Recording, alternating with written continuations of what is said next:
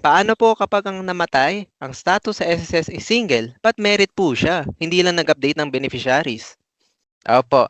'Pag ganyan po ang status niya ay single sa SSS at hindi pa po napapalitan yung kanyang pangalan sa amin, halimbawa babae po yung namatay at single pa rin po ang name niya sa SSS, may tinatawag po kami diyan na static correction na tinatawag. Papalitan muna po yung kanyang status at pangalan sa SSS bago po natin mai-process yung funeral and death benefit claim.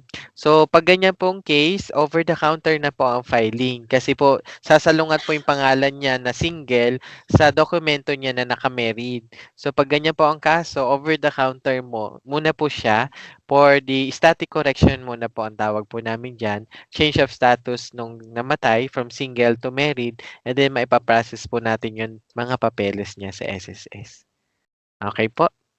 Okay, thank you so much, Sir Derek. So, pakiasikaso po ang ating updating as early as now para po hindi tayo magkaproblema or ang ating beneficiaries kung sakaling tayo ay kunin na ni Lord. Okay?